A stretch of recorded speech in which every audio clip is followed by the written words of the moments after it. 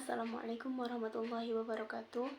Yang terhormat Ibu Iko Sariyeti selaku dosen pengampu mata kuliah Fikih Munakahat. Perkenalkan, nama saya Syifa Salfaira dengan NIM 2122050 dari kelas PAI 5B. Di sini saya akan menjelaskan beberapa pembahasan terkait dengan Fikih Munakahat. Langsung saja, yang pertama yaitu pengertian nikah. Secara bahasa, nikah berarti menghimpun.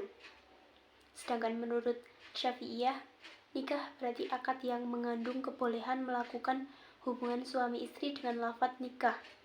Kemudian menurut KHI, pernikahan adalah akad yang sangat kuat atau untuk perintah Allah dan melaksanakannya merupakan ibadah. Selanjutnya, landasan hukum nikah. Dasar hukum pernikahan adalah Quran Surat An-Nisa ayat 3 dan beberapa hadis Nabi serta ijma ulama. Namun menurut jumhur ulama, hukum nikah bagi masing-masing orang dapat berbeda. Hukum nikah dapat menjadi wajib, sunnah, kemudian makruh, mubah, bahkan haram. Selanjutnya, rukun dan syarat pernikahan. Menurut pandangan ulama Hanafi, rukun nikah hanya ijab dan qabul. Sementara dalam pandangan jumhur ulama, rukun nikah terdiri dari pengantin lelaki, pengantin perempuan, wali, 2 orang saksi, ijab dan qabul. Adapun syarat-syaratnya adalah sebagai berikut. Yang pertama, syarat pengantin laki-laki yaitu Islam, ridho terhadap pernikahan tersebut, orang jelas, tidak ada halangan syara, misalnya tidak sedang ihram, haji, atau umroh. Selanjutnya, syarat pengantin perempuan yaitu ridho terhadap pernikahan tersebut, Islam, orangnya jelas, tidak ada halangan syar'i untuk dinikahi, baik yang bersifat mu'abbad atau mu'akkad. Kemudian syarat wali yaitu cakap bertindak hukum, merdeka, seagama antara wali dan mempelai yang diakadkan, laki-laki, serta adil. Syarat saksi yaitu cakap bertindak hukum, minimal 2 orang lelaki, muslim, adil, paham maksud akad, dan merdeka. Selanjutnya, syarat ijab qabul. Yang pertama yaitu lafaz harus diucapkan dan harus bersifat pasti, tidak mengandung makna yang meragukan. Lafaz akan bersifat tuntas bersama dengan tuntasnya akad. Ijab dan qabul diucapkan dalam satu majelis. Qabul tidak berbeda dengan ijab. Antara ijab dan qabul harus bersifat segera. Kedua pihak mendengar ijab dan qabul secara jelas. Orang yang mengucapkan ijab tidak mencabut ijabnya, harus disampaikan secara lisan, kecuali orang bisu dan orang yang tidak berada di tempat. Akad bersifat abadi, tidak dibatasi oleh waktu, misalnya bahwa pernikahan hanya selama 1 bulan, dan lain-lain. Selanjutnya, mahar. Mahar adalah pemberian seorang suami kepada istri sebagai hadiah. Kemudian menurut pandangan jumhur, mahar bukan rukun ataupun syarat nikah, melainkan kewajiban yang harus diberikan. Karena mahar bukan syarat atau rukun nikah, maka mahar dapat dibayar tunai ataupun kredit dan hanya disunahkan disebutkan dalam akad. Dalam pandangan jumhur, agama tidak menentukan tentang jumlah mahar, namun tiap barang yang berharga dapat dijadikan mahar. Selanjutnya, macam-macam mahar. Ada mahar musamma dan mahar mitil. Mahar musamma, mahar yang disebutkan jenis dan jumlahnya secara jelas dalam akad atau setelahnya, atau ditentukan hakim dan telah disepakati oleh kedua belah pihak. Kemudian mahar mitil itu mahar yang jumlah, jenis, dan bentuknya sebagaimana mahar yang berlaku di kalangan atau lingkungan istrinya. Selanjutnya, wanita-wanita yang haram dinikahi selamanya. Ada wanita yang ada pertalian darah, Kemudian adanya pertalian semenda atau pertalian keluarga karena perkawinan atau musyawarah yang haram dinikahi selamanya. Ada 4, yaitu istrinya bapak atau istrinya kakek, istrinya anak terus ke bawah, orang tua istri seterusnya ke atas, anak dan istri terus ke bawah. Dan kemudian adanya pertalian sesusuan. Selanjutnya wanita yang haram dinikahi sementara, yaitu perempuan yang ditalak 3 sampai ia menikah dengan laki-laki lain dan telah melakukan hubungan suami istri dengan suami barunya serta selesai menjalankan masa iddahnya. Selanjutnya perempuan yang sedang terikat pernikahan atau sedang dalam masa iddah. Wanita menikah dengan wanita musyrik, menghimpun 2 orang bersaudara atau yang memiliki hubungan mahram seperti bibi dengan keponakan. Kemudian menikah lebih dari 4 orang perempuan. Selanjutnya ada kafa'ah. Kafa'ah yaitu secara bahasa al-kafa'ah berarti kesamaan dan kesetaraan. Secara istilah, ulama fikih mendefinisikannya dengan kesetaraan antara suami istri dalam hal-hal tertentu untuk mencegah terjadinya pertikaian-pertikaian. Menurut Syafi'iyah, kafa'ah meliputi nasab, agama, merdeka, dan hirfah.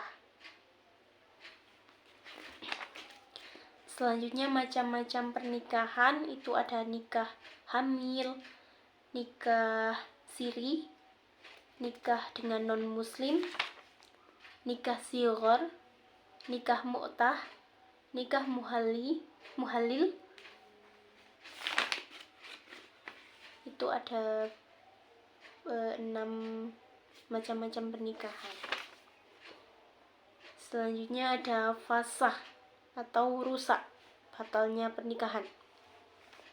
Fasakh berasal dari bahasa Arab yang berarti bodoh, lemah akalnya, membatalkan, memisah-misahkan, mencerai-beraikan, membelah, rusak atau merusakkan. Ini secara bahasa Indonesia, istilah fasakh artinya adalah perceraian antara suami istri oleh pengadilan agama berdasarkan tuntunan istri atau suami.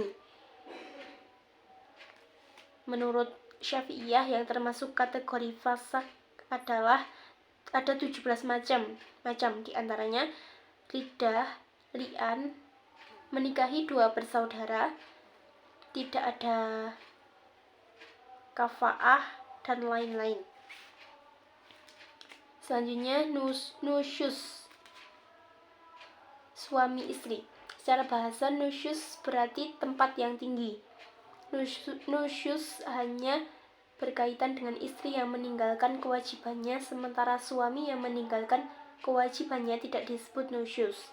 Berbeda dengan pandangan tersebut, sebagian ulama mengatakan bahwa istilah nusyuz juga berlaku bagi suami.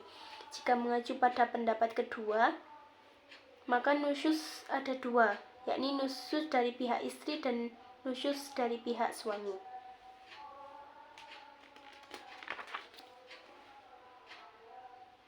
Selanjutnya talak. Secara bahasa talak berarti melepaskan ikatan. Adapun secara syar'i, talak adalah melepaskan ikatan pernikahan dengan menggunakan lafaz talak atau yang semacamnya. Untuk rukun dan syarat talak, menurut Hanafiyah hanya 1, yakni lafaz talak. Sementara menurut jumhur ada 5, yakni suami yang menjatuhkan talak istri yang ditalak, sighot, dan ada kehendak menjatuhkan talak. Adapun syaratnya, talak hanya dijatuhkan oleh suami yang mewakili yang balik, berakal, dan tidak dalam paksaan. Kedua, ada kehendak menjatuhkan talak. 3, sasaran talak adalah istri yang sedang terikat pernikahan sekalipun belum terjadi senggama atau sedang menjalani masa iddah talak roj'i. 4, ada hubungan pernikahan sah. 5, lafaz talak harus mengandung makna pelepasan ikatan nikah, baik sarih maupun kinayah. Selanjutnya Macam-macam talak, ada talak roj'i, talak bain. Talak bain itu juga dibagi menjadi talak bain sugro dan talak bain kubro. Apabila dilihat dari segi sesuai atau tidak dengan tuntunan agama, talak dibagi menjadi talak sunni dan talak bid'i. Selanjutnya huluk adalah tuntutan cerai dari istri dengan cara membayar iwat atau uang tebusan kepada suami. Ahli fikih mendefinisikan huluk dengan cerai yang dijatuhkan seorang suami terhadap istrinya dengan mendapat imbalan. Ulama lain mendefinisikannya dengan perceraian suami istri disertai dengan pemberian sejumlah harta dari istri dengan menggunakan lafaz tertentu. Selanjutnya sikok. Sikok adalah perselisihan yang terjadi antara suami istri. Sikok dapat berawal dari pembangkangan yang dilakukan seorang istri, dapat pula bermula dari perlakuan suami yang sewenang-wenang terhadap istri atau nusyuz, yang kemudian berujung pada perselisihan antara keduanya. Kemudian yang ke-12 ada li'an. Secara bahasa, li'an berarti menyingkir dan menjauh dari rahmat Allah.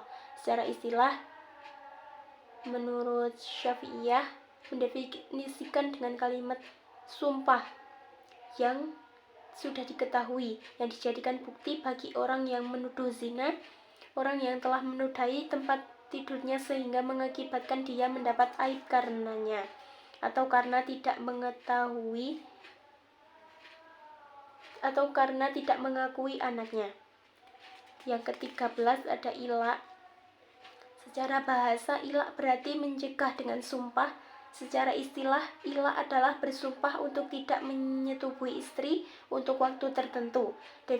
Definisi lain menyebut secara rinci waktu ilak, yakni sumpah suami untuk tidak menyetubuhi istri secara mutlak atau 4 bulan lebih.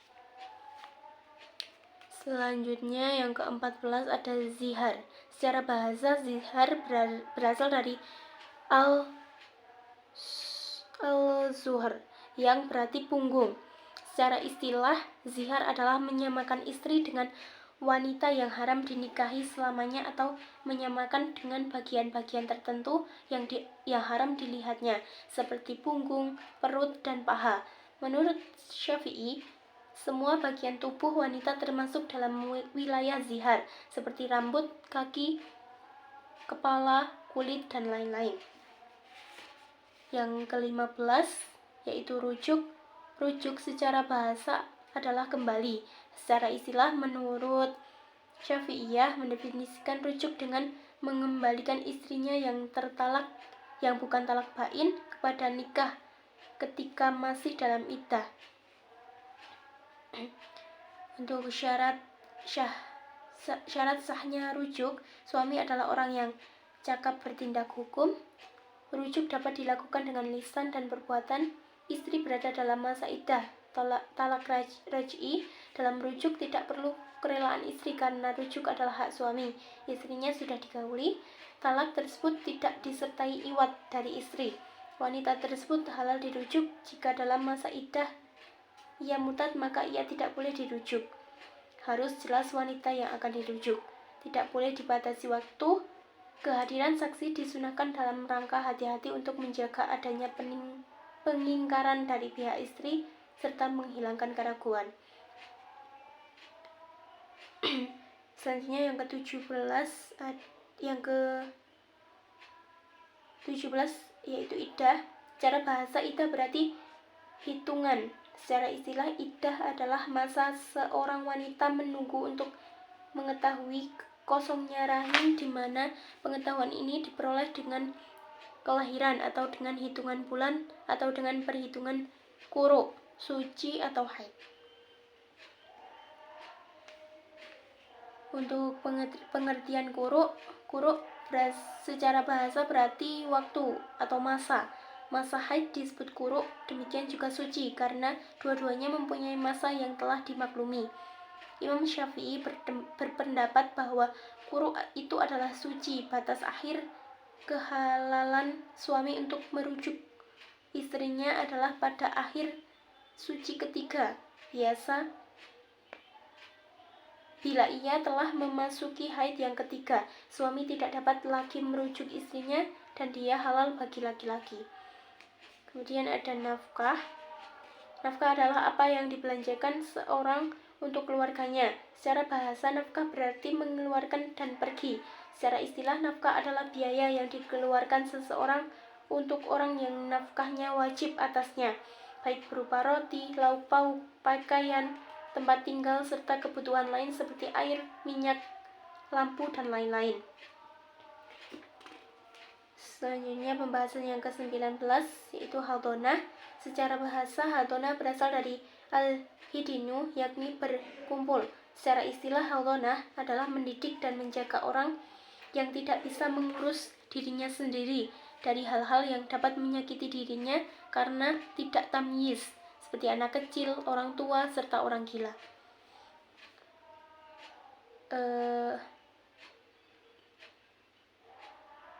Selanjutnya yang terakhir yaitu legalitas perkawinan di Indonesia. Legalitas perkawinan di Indonesia diatur dalam Undang-Undang Nomor 1 Tahun 1974 tentang perkawinan yang telah diperbarui dengan Undang-Undang Nomor 16 Tahun 2009 dan aturan lainnya, yaitu pasal 2 ayat 1, perkawinan sah apabila dilakukan menurut hukum masing-masing agama dan kepercayaannya. Yang selanjutnya pasal 2 ayat 2, setiap perkawinan harus dicatat menurut peraturan perundang-undangan yang berlaku.